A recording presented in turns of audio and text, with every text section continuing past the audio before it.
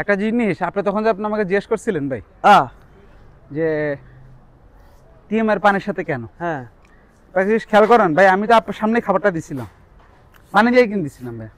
না এটাতে পানি দাওনি। না এটা তো পানি, এটা তো প্রথমে 12টার সময় পানি দিয়েছিল, পানি দিয়েছিলাম, এই যে পানি। হ্যাঁ এই গরুটা কম খাইছে, এই গরুটা কিন্তু পানি দেওয়া ছিল ভাই, হ্যাঁ ওর মতো খাইছে।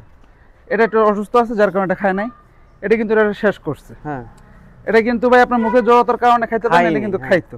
এই খাবারটা তো অন্য জায়গা না। তারপর এই যে এই গরুটা ক্লিয়ার খাইছে, এই গরুটা ক্লিয়ার খাইছে, এই গরুটা ক্লিয়ার। খাইছে, এই গরুটা কিন্তু আমি আবার ওই চারির থেকে একদম লাস্টে যেটা ভালো, ওখানে পানি বেশি হয়ে গেছিল, ওখান থেকে দিছিলাম শেষ করার পর আছে। সুতরাং বোঝা যায়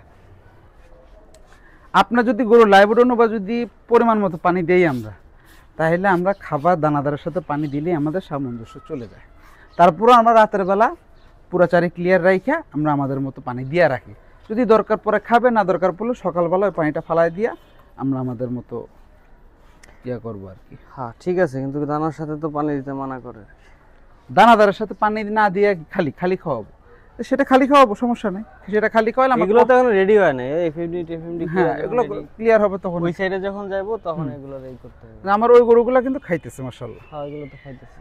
এখন কথা হইতেছে তাহলে এখন এগুলোর পিন মারতে হবে না? ওটা মেরে দিতেছে ভাই। পিন মানে ডিজেল আর কেরোসিনের একটা ব্যবস্থা না আমি আবার নিচের কাজটা শেষ করে নিই, আমি তো একটু নিচের কাজটা না শেষ করলে তো এটা হবে না। নিচের কাজ শেষ করো তাহলে।